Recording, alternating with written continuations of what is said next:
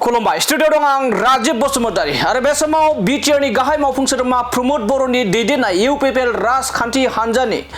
जा फार्स्ट फेजआव बिजाथि महरै मुं फोसावनाय बेखौ मोन 18 बियाबनि थाखाय फोसावबाय आरो बेनि गेजेरावनो बिटिआर हाग्रा बिफाननि मावफुं सोद्रोमा रनजित बसुमतारी बिथांखौ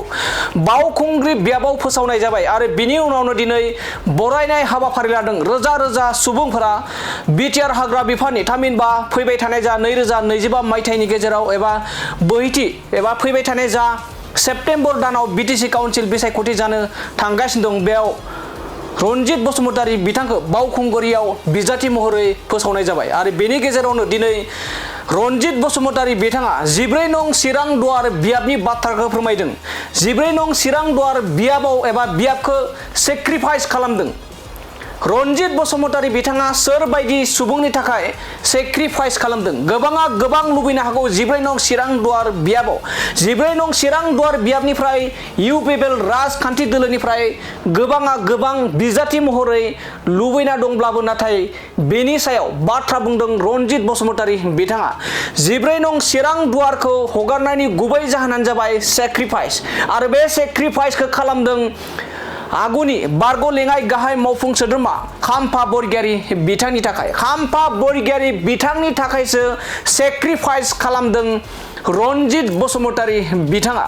आरो मोन 40 बियाबानो गासैबो आंगोनि होननानै बे समाव बाथ्रा बुंदों रनजित बसुमतारी बिथाङा बे समाव फिन फोरमायबावोदि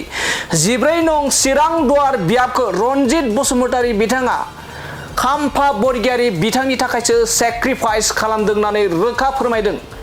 रनजित बसुमतारी बिथाङा दानिया फैदो बिदिब्ला 14 नं चिरां दुवार बियाबखौ जे खाम्फा बरगयारी बिथांनि थाखायसो सेक्रिफाइस खालामदों जों बे बाथ्राखौ जों बिथांनिफ्राय आबुङै खोनासंदों लादिनि 40टा बिटिसिनि 40टा समस्तियानो जों साफ्रोमनिबो बियाब बावहाय गोबां गेम गेलेनो हागौ उद्धारता होननाय मोनसे राव दङ प्लास दिनै ग्रेटार इन्टारेस्टआ दुलाराय बर' फरायसा आफाद आरो बर' साहित्य सभानि आमब्रेलानि सिङाव बर' हारिनि खौसेथिनि बाथ्राखौ लानानै जोंनि इउपिपिएल दोलोआ जेब्लायबो खौसेथिनि खामानिखौ मावगासिनो दङ जेसेबां मानि जोंनियाव सिनियर बर' दैदेनगिरिफोर राजखान्थिगिरिफ्रा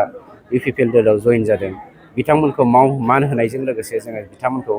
बिथांमोनखौ सिगांनि सारियाव दोननानै जोङो जेब्लायबो हारिखौ दैदेनलांनो नागिरो जायनि जाहोनाव आङो 14 नं चिरां दुवार बियाबनिफ्राय जुदि आं एक्जिस्टिं दासिमबो आं एमब्लाबो आं बेखौ खाम्फा बरगयारी बिथांनो सेक्रिफाइस खालामदों बेनि जाहोना बे नङा जे आङो नैबेखौ मोननो लुबैनानै फैदों गुबै खोन्थाया जादों जों सेक्रिफाइस खालामलायदों मानोना हारि दानाय हालाम दानायनि खोन्थाया जोंनियाव फैदों जों गावजों गाव जेसेबां एना एनि जागोन जाय हाग्रामाया दिनै बर' हारिनि बिश्वासघातक जाय बर' हारिया जारिमिना मोनदांस' हायै समनिफ्रायनो रोजा बोसोर सुथुरनि सिङाव हेवमानि मोनसे हारिया दिनै सासे बर' दैदेनगिरि जानानै गावनि हारि गावनि मान सन्मान गावनि मर्यादाखौ फाननानै गुबुननि आथिङाव हमनानै गावनि बेक्तिगत स्वार्थखौ जाफुंहोनो नागिरनाय हाग्रामाजों थाया होननानै जोंनि बर' दैदेनगिरिफ्रा खौसे जानानै इउपिपिएलआव जयेन जादोंबा जों बिथांमोनखौ मान होनांगोन आरो बे जोंनि मान होनाया जोंनि दायित्व।